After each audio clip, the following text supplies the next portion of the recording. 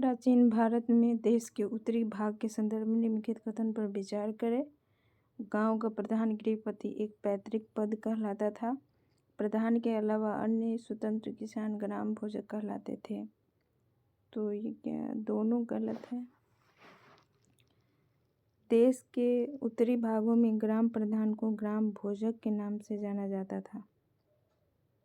ग्राम भोजक के नाम से जाना जाता था। आमतौर पर पीढ़ियों से एक ही परिवार के पुरुष इस पद पर बैठते थे। दूसरे शब्दों में कहे तो यह पद वंशानुगत था। ग्राम भक्त सामान्यतः बड़े जमींदार को कहा जाता था। प्रायः ग्राम भोजक ही सबसे बड़ा भूस्वामी या जमींदार हुआ करता था। आमतौर पर खेती करने के लिए उनके द्वारा दासों गुलामों को रखा जाता था। इसके अलावा वे काफ़ी प्रभावशाली हुआ करते थे, इसलिए राजा द्वारा उनका उपयोग गांव से कर वसूलने के लिए किया जाता था। वे कभी न्यायाधीश या पुलिसकर्मी के रूप में काम किया करते थे। ग्राम भोजक के अलावा अन्य स्वतंत्र किसान भी थे जिन्हें गृहपति कहा जाता था, और उनमें से अधिकांश किसान छोटे जमींदार थे, और फिर कई अन्य पुरुष और महिलाएं भी थी जिन्हें दूसरों के खेतों में मजदूरी करनी पड़ती थी। उन्हें 10 क्रमकार कहा जाता था। निम्नलिखित कथन पर विचार कीजिए। सबसे पुराने सिक्के के लगभग 500 वर्ष से उपयोग में थे। पंचमार्क सिक्के थे। डिजाइन को सोने या टीन के धातुओं पर पंच ठप्पा किया जाता था। तो केवल एक सही है, जो कि सबसे पुराने सिक्के लगभग 500 वर्ष से उपयोग में थे। पंचमार्क सिक्के थे। धन को सिक्के के संदर्भ में मापा जाता था। पुरातत्वविद इस काल का 6वीं से 2री शताब्दी ईसा पूर्व के मध्य से संबंधित कई हजार सिक्के प्राप्त किए। सबसे पुराने सिक्के जो लगभग 500 वर्ष से उपयोग में थे, पंचमार्क सिक्के थे। उनको यह नाम इसलिए दिया गया क्योंकि धातु या तांबा पर डिजाइन को पंच किया जाता था। ये बेडौल आकार के होते थे। इन पर जानवरों और पौधे के प्रतीक भी बनाए गए। ठीक है। और कामेडू के बारे में निम्नलिखित कथन पर विचार करें। यह एक धार्मिक स्थल था, बंदरगाह था। यह धार्मिक स्थल नहीं, यह एक क्या था, बंदरगाह था। यह पांडिचेरी में अवस्थित था। तो इसका केवल 2 सही है। 2200 से 1900 वर्ष पूर्व अरिकामेडो एक तटीय स्थल था जहां दूर से आए जहाज से सामान उतारे जाते थे। ईस्ट से बनी एक विशाल संरचना जो शायद एक गोदाम हुआ करता था, पांडिचेरी में पाया गया। अन्य खोजों में भूमध्य सागरीय क्षेत्र से मिट्टी के बर्तन जैसे अम्फोरा, 2 हैंडल वाले बर्तन जिसे शराब या कोई तरल पदार्थ जैसे तेल को रखने के लिए उपयोग किया जाता था। गहरे लाल रंग के बर्तन जिन्हें एरेंटाइन बांड इटली के एक शहर के नाम पर कहा जाता था। इन्हें गीली मिट्टी को दबाकर एक सांचे में ढाला जाता था। वहाँ एक अलग प्रकार के बर्तन भी मिल जाते थे जो स्थानीय तौर पर बनाए जाते थे। हालांकि इनमें रोमन डिजाइन का उपयोग किया जाता था। इस स्थल पर रोमन लैंप, कांच के बर्तन और रत्न भी पाए गए। प्राचीन काल में कताई और बुनाई से संबंधित नियमों के संदर्भ में निम्नलिखित कथन पर विचार कीजिए। अगर कोई महिला अपना कार्य पूरा नहीं करती है तो उसे जुर्माना भरना होगा और उसके अंगूठे भी काटे जा सकते हैं। उन्हें कार्य की गुणवत्ता और मात्रा के अनुसार भुगतान किया जाना चाहिए। दोनों सही कथन, दोनों सही है, जो कि इसमें गलत पूछाया है, गलत इसमें नहीं है। ठीक है। कताई और बुनाई से संबंधित नियम अर्थशास्त्र से लिए गए हैं। इनके तहत वर्णन किया गया है कि एक विशेष अधिकारी की देख रेख में कार्यशाला में कढ़ाई और बुनाई कैसे की जा सकती है। विधवा युवतियाँ, दिव्यांग भिक्षुओं, वेश्या के मताए, राजा की सेनावृत्ति, नौकरानी, मंदिरों में सेवा से निवृत्त होने वाली महिलाओं को ऊन, कपास और भांग के प्रसंस्करण में काम दिया जा सकता था। उन्हें कार्य की गुणवत्ता और मात्रा के अनुसार भुगतान किया जाना था। अतः कथन 2 भी सही। ऐसी महिलाएं जिन्हें घर छोड़ने की अनुमति नहीं थी, वे नौकरानियों के माध्यम से अधीक्षक से कच्चा माल मंगा सकती थी और तैयार वस्तुओं को वापस उसके पास भेज सकती थी। जो महिलाएं कार्यशाला जा सकती थी, उन्हें वहां जाकर काम का निष्पादन और वेतन प्राप्त करना चाहिए था।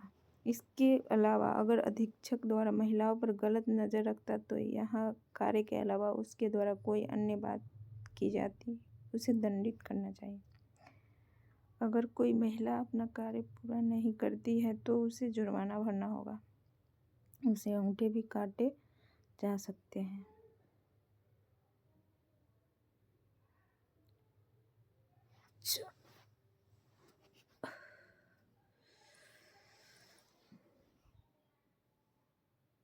निम्नलिखित कथन पर विचार कीजिए। संगम साहित्य तमिल के शुरुआती रचनाओं में से एक है। उसके बाद कवियों का सम्मेलन जिसे संगम कहा जाता है, महाबलीपुरम नामक शहर में आयोजित किया। नहीं, मदुरै। केवल एक सही है। सबसे आरंभिक तमिल रचनाएं। तमिल में कुछ आरंभिक रचनाएं जिन्हें संगम साहित्य के रूप में जाना जाता है, रचना लगभग 2300 वर्ष पहले की गई थी। अतः कथन 1 सही है। इन ग्रंथों को संगम कहा जाता था क्योंकि उनको मदुरै शहर में होने वाले कवियों की सभाओं संगम के रूप में जाना जाता था। रचना और संकलित किया गया था। प्राचीन रोम के संदर्भ में निम्नलिखित युगों पर विचार कीजिए। रंगभूमि, पानी की आपूर्ति करने के लिए नाले, स्टेडियम। कृत्रिम जल प्रणाल, सीटों के कतारों से घिरे हुए खुले मैदान। कोई नहीं होगा, न तो 1 न ही 2। रोम यूरोप के सबसे पुराने शहरों में से एक है और यह उसी समय के आसपास विकसित हुआ जब गंगा घाटी में शहरों का विकास हुआ। रोम सबसे बड़े साम्राज्य में से एक राजधानी थी। वह साम्राज्य जो पूरे यूरोप, उत्तरी अफ्रीका और पश्चिमी एशिया में फैला हुआ था। अगस्टस सबसे महत्वपूर्ण सम्राटों में से एक है जिसने लगभग 2000 साल पहले शासन किया था। अच्छा, कहा कि उसने रोम को ईंट का शहर पाया था और इसे संगमरमर के शहर में बदल दिया। अच्छा,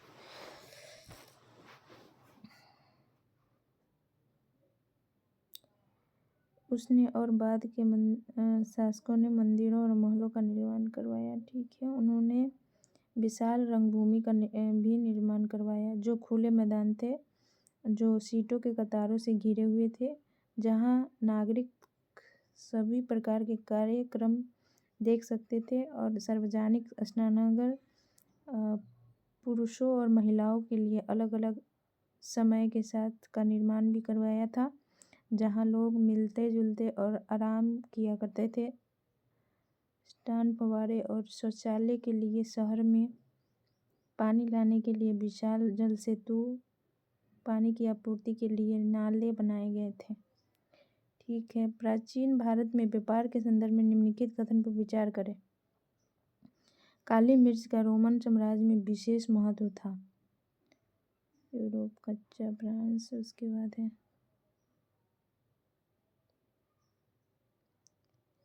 दक्षिण भारत सोने, मसाले, विशेष रूप से काली मिर्च और कीमती पत्थरों के लिए प्रसिद्ध था। इसलिए कथन 3 गलत है।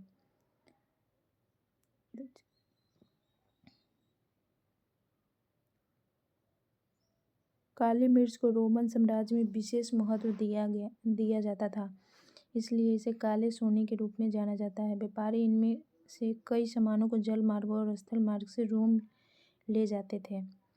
दक्षिण भारत से अनेक रोमन स्वर्ण मुद्राएं प्राप्त हुए, जिसे प्रतीत होता है कि लोगों को काफ़ी व्यापार करते होंगे।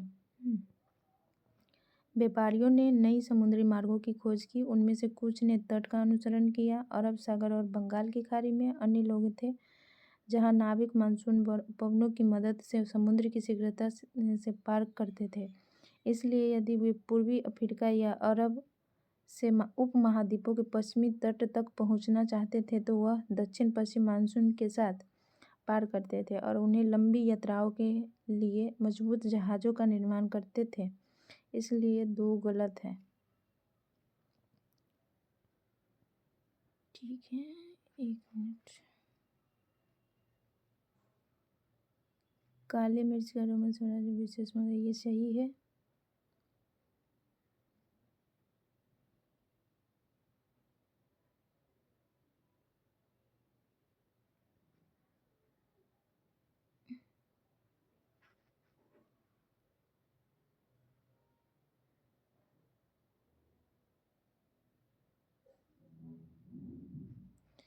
ओके, प्राचीन काल के दक्षिण भारतीय राज्य के संदर्भ में निम्नलिखित पर विचार कीजिए। मूवेंद्र एक तमिल शब्द है जिसका अर्थ है 3 प्रमुख शासक परिवार चोल, चालुक्य और पल्लव के लिए उपयोग किया जाता है। कावेरी उपमहाद्वीप के दक्षिणी क्षेत्र के आधे भाग में अत्यधिक उपजाऊ नदी घाटियां हैं। मदुरै चोलों की राजधानी है।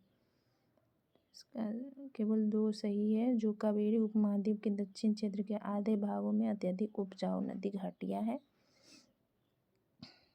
चोल चेर पांडव, मदुरै चोल चेर पांडव।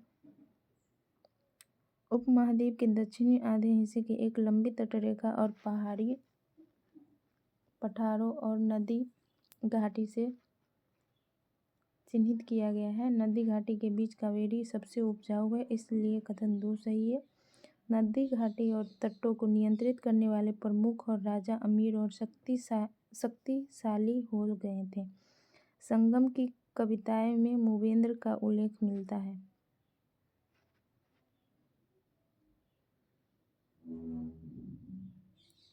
अच्छा,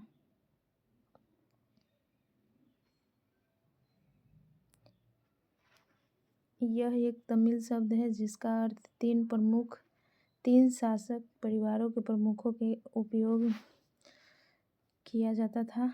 चोल, चेरा और पांडे, जिनका लगभग 2300 वर्ष पूर्व दक्षिण भारत में अत्यधिक वर्चस्व था। इसलिए कथन 1 गलत है।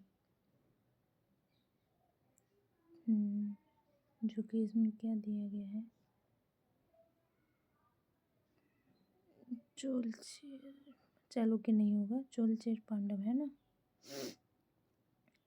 तीनों प्रमुख के पास शक्ति के 2 केंद्र थे, एक अंतर्देशीय, दूसरा तट बंदरगाह। इन शहरों में 2 महत्वपूर्ण थे, पुहार या कावेरी पट्टिनम चोलों का बंदरगाह और मदुरै पांडवों की राजधानी। इसलिए ये कथन 3 भी गलत है। ठीक है, सातवाहन साम्राज्य के संदर्भ में निम्नलिखित कथन पर विचार करें। सातवाहन वंश का सबसे महत्वपूर्ण शासक गौतमी पुत्र सतकर्णी था।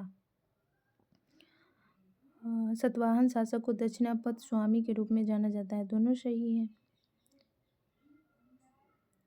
लगभग 2100 वर्ष पूर्व पश्चिमी भारत में सातवाहनों के रूप में जाना जाने वाला एक राजवंश अत्यधिक शक्तिशाली था। सातवाहन का सबसे महत्वपूर्ण शासक गौतमी पुत्र सतकर्णी था।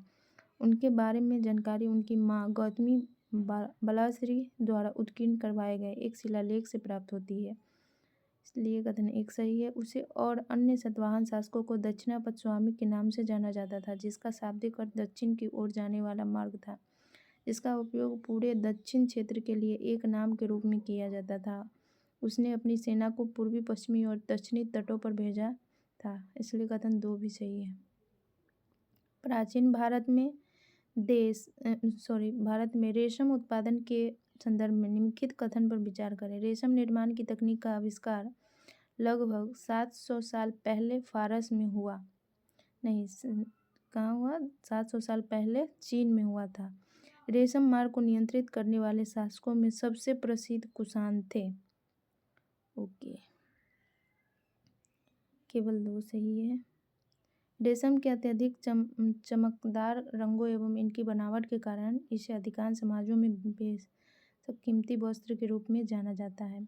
रेशम बनाना एक जटिल प्रक्रिया है। कच्चे रेशम को रेशम के कीड़े के कोकून से निकाला जाता है, धागे में पिरोया जाता है और फिर कपड़े में बुना जाता है। रेशम बनाने की तकनीक का आविष्कार लगभग 700 साल पहले चीन में किया गया था, इसलिए कथन एक गलत है।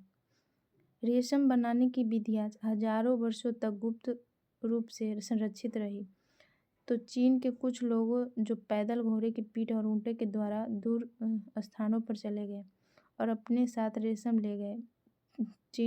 जिन रास्तों का उन्होंने अनुसरण किया उन्हें रेशम मार्ग सिल्क रूट के नाम से जाना जाता है। कभी कभी चीनी शासकों ने ईरान और पश्चिमी एशिया के शासक के रेशम के उपहार भेजे और वहाँ से रेशम का ज्ञान और आगे पश्चिम में फैलाया गया। लगभग 200 साल पहले रेशम पहनना रोम में शासकों और अमीर लोगों के बीच फैशन बना है। वह बहुत महंगा होता था क्योंकि इसे चीन से अत्यधिक बीहड़ रास्तों, पहाड़ों और रेगिस्तानों के माध्यम से लाया जाता था। रेशम मार्ग को नियंत्रित करने वाले शासकों में सबसे प्रसिद्ध कुषाण थे। उन्होंने लगभग 200 साल पहले मध्य एशिया, उत्तर पश्चिम भारत पर शासन किया। उनकी सत्ता के 2 प्रमुख केंद्र पेशावर, मथुरा थे। तक्षशिला भी उनके राज्य में शामिल था। उनके शासन के दौरान सिल्क रूट की एक शाखा सिंधु नदी के मुहाने पर मध्य एशिया से नीचे बंदरगाह तक विस्तृत था। वहाँ से रेशम पश्चिमी से रोम साम्राज्य में विस्तृत किया गया। कथन 2 सही है। बौद्ध धर्म के संदर्भ में निम्नलिखित कथन पर विचार करें। बुद्ध चरित्र की रचना विशाखदत्त ने की थी। नहीं, बुद्ध चरित्र एक मिनट, विशाखदत्त ने अश्वघोष, है ना। विशाखदत्त का हो जाएगा मुद्रा राक्षस। ओके। बौद्ध धर्म के नए रूप को महायान बौद्ध धर्म के रूप में जाना जाता था। महायान बौद्ध धर्म बुद्ध की मूर्ति पूजा में विश्वास करता था। ठीक है, 2-3 सही है। सबसे प्रसिद्ध कुषाण शासक कनिष्क था, जिसने लगभग 1900 साल पहले शासन किया था। उन्होंने एक बौद्ध प्रसिद्ध का आयोजन किया जहां विद्वानों का सम्मेलन होता था और महत्वपूर्ण मामलों में चर्चा करते थे। अश्वघोष एक कवि जिन्होंने बुद्ध की जीवनी बुद्ध चरित्र की रचना की, उनके दरबार में रहते थे, इसलिए कथन एक गलत है। अश्वघोष और अन्य बौद्ध विद्वानों ने इसी समय संस्कृत में लिखना शुरू किया। बौद्ध धर्म का एक नया रूप जिसे महायान बौद्ध धर्म कहा गया, बुद्ध को ईश्वर का अवतार।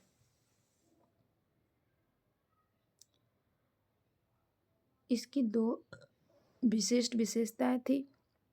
इससे पहले बुद्ध की उपस्थिति कुछ संकेतों का उपयोग करके मूर्तिकला में दिखाई जाती थी। उदाहरण के लिए आत्मज्ञान की प्राप्ति पीपल के पेड़ के मूर्तियों द्वारा दिखाई जाती थी। इस समय बुद्ध की मूर्तियां बनाई जाने लगी।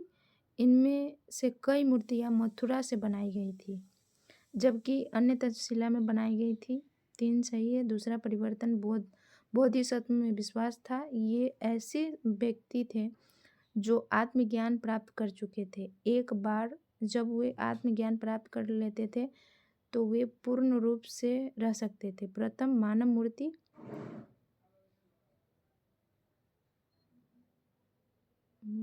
बुद्ध का है ना। सांची के स्तूप से प्राप्त मूर्ति वृक्ष और उसके नीचे खाली सीटें को देखें। मूर्तिकारों ने यह इंगित करने के लिए नक्काशी की कि बुद्ध ने वृक्ष के नीचे ध्यान करते हुए आत्मज्ञान प्राप्त किया था। बौद्ध धर्म पश्चिम और दक्षिण भारत में फैला, जहाँ दुर्जनों, गुफाओं, भिक्षुओं के निवास के लिए पहाड़ियों को खोखली कर बनाई गई थी। इनमें से कुछ गुफाएं राजा और रानियों के आदेश पर बनाई गई थी, अन्य व्यापारी और किसानों द्वारा बनाई गई थी। ये सामान्यतः पश्चिमी घाट के समीप स्थित थे। समुद्र तटों के बंदरगाहों को दक्कन के शहरों से जोड़ने वाले सड़कों इन दर्रों से होकर गुजरती थी।